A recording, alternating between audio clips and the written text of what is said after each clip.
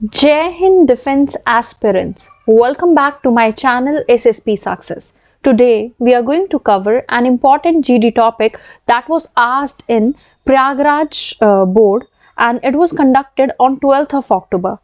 It's based on factors contributing to India's global supremacy. It's very important for your upcoming SSP, AFSP in terms of GD and lecture. So let's get started with our topic. देखो पहले थोड़ा सा जान लेते हैं India की rising global position के बारे में। एज वी आर अवेयर कि इंडिया बहुत अच्छे से एक मेजर ग्लोबल प्लेयर के तौर पे इमर्ज होके आ रहा है एंड उसके पीछे के फैक्टर्स क्या है, whether we can say it's because of the economic growth या फिर हमारी जो टेक्नोलॉजी में एडवांसमेंट है उसकी वजह से या फिर बढ़ती हुई पॉपुलेशन और उससे जो बेनिफिट्स मिल रहे हैं। ये जो इन्फ्लुएंस है वो दिन प्रतिदिन एक्सपैंड होता जा रहा है across various sectors, geopolitics, trades, culture, innovation. So पहले थोड़ा सा मैं आपको बता देती हूँ कि बेसिकली क्या की ड्राइवर्स हैं एंड देन हम जो है हमारी स्पेसिफिक लीड हमें मिली हुई है हम उनको गो थ्रू करेंगे। सबसे पहला की ड्राइवर है इंडिया के राइज का, that is economic growth. See here, India one of the fastest growing economies है जिसमें यंग और डायनेमिक वर्कफोर्स है, जिसमें मिडिल क्लास लोग भी है और फेवरेबल डेमोग्राफिक डिविडेंड भी है। जो इकोनॉमिक ग्रोथ है उसने अट्रैक्ट किया है सिग्निफिकेंट फॉरेन इन्वेस्टमेंट, जिसकी वजह से इंडिया एक मेजर मैन्युफैक्चरिंग और सर्विस हब बना है। Next we have technological advancement. See India leader है इंफॉर्मेशन टेक्नोलॉजी में, जहां पे टेक इंडस्ट्री आती है, large pool of skilled professionals आते हैं और ये जो एडवांसमेंट है ना इन एरियाज में लेके, for example we have artificial intelligence, biotechnology, space exploration और फर्दर ये चीजें सॉलिडिफाई करती है इंडिया की पोजीशन को as a global innovation hub. Next we have demographic dividend. देखो इंडिया की यंग और ग्रोइंग पॉपुलेशन कहीं ना कहीं बहुत अच्छा डेमोग्राफिक डिविडेंड प्रेजेंट करती है। ये जो लार्ज वर्क फोर्स है वो इकोनॉमिक ग्रोथ को और इंप्रूव करेगी, इनोवेशन लाएगी वेरियस सेक्टर्स में, राइट।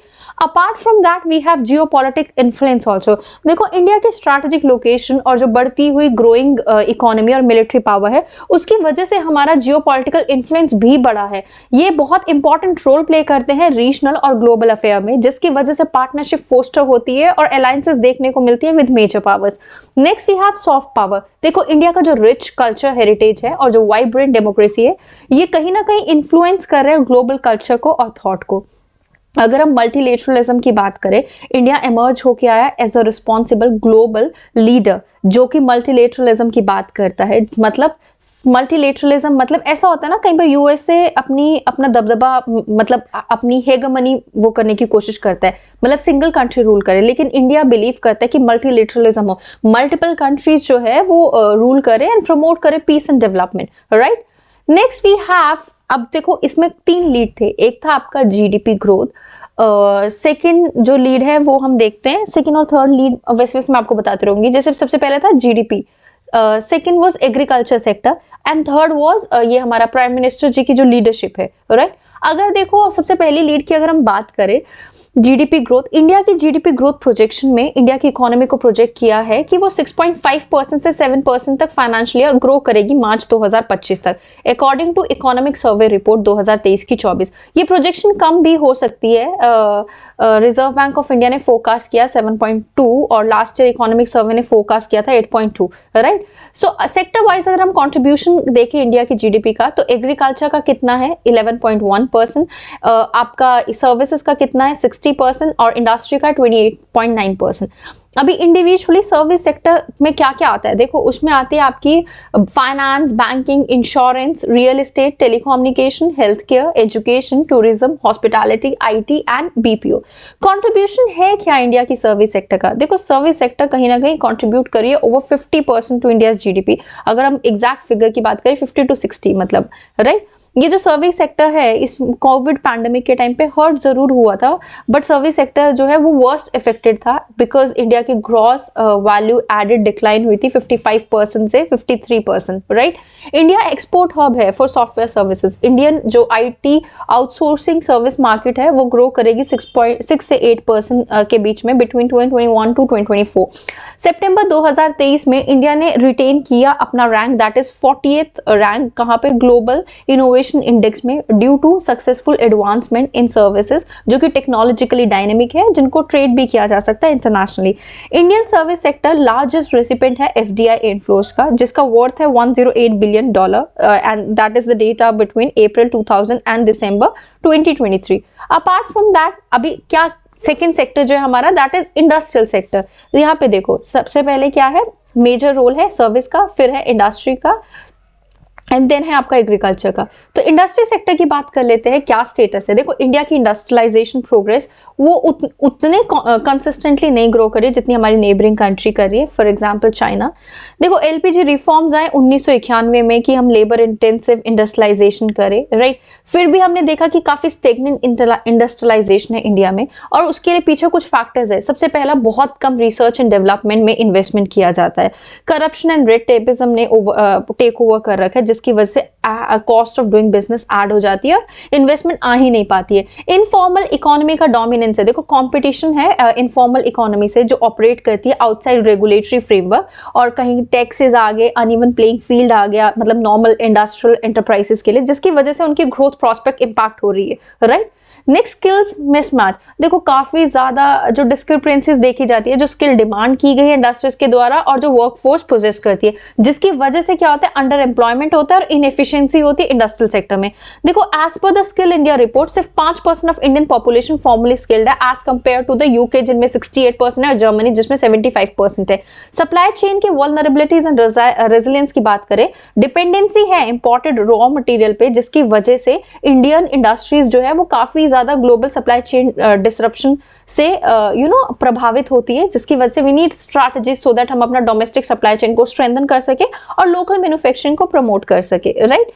एग्रीकल्चर सेक्टर तीसरा, जिसमें सबसे कम कंट्रीब्यूशन है 11%। जो शेयर है एग्रीकल्चर का टोटल ग्रॉस वैल्यू एडेड में इकोनॉमी में, वो घटा है। पहले देखो 1990 से 91 में दैट वाज 35%, और अभी वो 15% रह गया एज पर 2022 से 23, और अभी वो 11% रह गया as per the report 2024।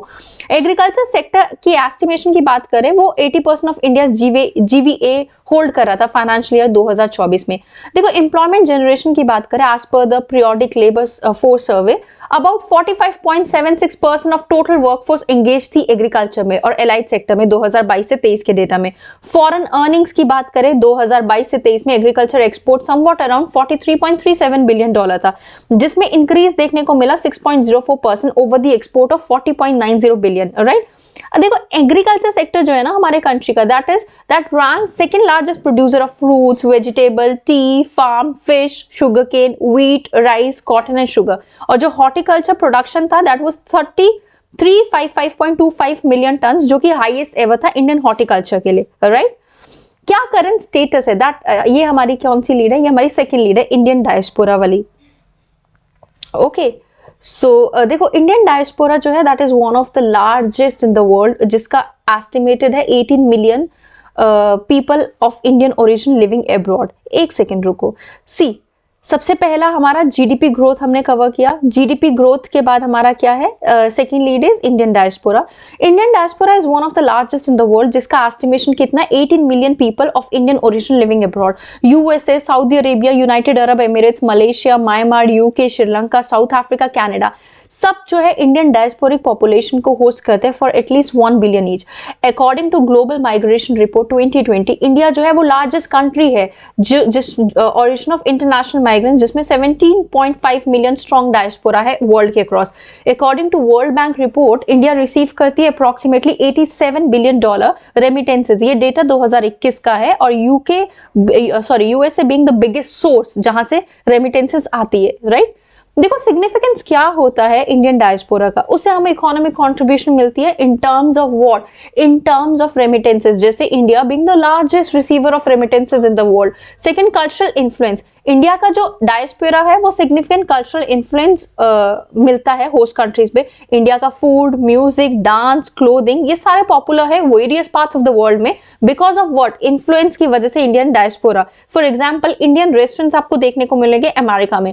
Next we have political impact, Indian diaspora के मेंबर्स जो है वो इलेक्ट किए जाते हैं पब्लिक ऑफिसेज में वेरियस कंट्री में, जिसके वजह से उनके पास हाईएस्ट पोजीशन होती है। फॉर एग्जांपल वो इंडियन कम्युनिटी के लिए बहुत जरूरी हो जाता है। यूके के प्राइम मिनिस्टर ऋषि सुनाक। डिप्लोमेटिक रिलेशंस की बात करें, इंडियन डायस्पोरा मेंबर्स ने एज अ कल्चरल एम्बेसडर सर्व किया है। उन्होंने हेल्प किया है एक दूसरे को टू फोस्टर ग्रेटर अंडरस्टैंडिंग और कॉपरेशन इंडिया और उनके होस्ट कंट्रीज में। अगर हम एग्जाम्पल की बात करें, role of Indian diaspora in India Canada relations, right. India की leadership was the third lead. देखो करंटली इंडिया एंगेज है वेरियस कंट्रीज के साथ for infrastructure development, capacity build करने के लिए, सोशो इकोनॉमिक डेवलपमेंट में। और being a part of South Asia, India ने हमेशा लीडिंग रोल लिया है पीस को प्रमोट करने के लिए, फाइनेंशियल स्टेबिलिटी के लिए और फ्री ट्रेड को फैसिलिटेट करने के लिए among south Asian countries under SAARC umbrella. India help कर रहा है श्रीलंका को by providing financial and technical assistance in the construction of railway line, road, housing for displaced Tamils during LTTE war, renovating Kankesanthurai harbour. India ने $1 billion grant provide किया है बांग्लादेश को for their infrastructure development at the interest rate of 75%। India ने allow किया Bhutan and Nepal को कि अपनी land use करने के लिए so that they can do the trade with Bangladesh और इंपोर्ट और एक्सपोर्ट कर सके goods using Bangladesh port. India sincere effort कर रहा है पाकिस्तान के साथ अपने रिलेशन इंप्रूव करने के लिए। इंडिया ने फॉर्म किया South to South cooperation with Brazil, South Africa so that financial help provide कर सके लीस्ट डेवलप्ड कंट्रीज को जो कि अर्लियर डिपेंडेंट थी नॉर्थ पे फॉर एड, राइट। इंडिया ने India Africa e network project चलाया सो दैट हम कनेक्ट कर सके 53 countries of Africa through fibre optic connection, right. Apart from that, India के जो प्रोजेक्ट है अफ्रीका में उनको इंटरनेशनल एक्लेमेशन मिली है, like construction of railway line जिसमें इथियोपिया और डिजिबूती को लिंक किया जाएगा, setting up of 80 institution for capacity building in various sectors जैसे फूड प्रोसेसिंग हो गया, एग्रीकल्चर हो गया, टेक्सटाइल हो गया, वेदर फोरकास्टिंग हो गया, रूरल डेवलपमेंट हो गया, राइट। कंक्लूजन में बात कर लेते हैं। देखो जीडीपी ग्रोथ, इंडिया का डायस्पोरा, पीएम मोदी की लीडरशिप, ये की फैक्टर है। ये एलिमेंट शेप करते हैं इंडिया के फ्यूचर को as a global leader. India की जो ग्रोथ है वो पोटेंशियल वो स्ट्रॉन्ग रहेगी इस ग्लोबल एरिना में, right. So guys, that was all. I hope you like the video. If you like it, do like it, share it and subscribe our YouTube channel SSP Success. Your likes and comments motivate us to make more and more videos on time. Thank you everyone.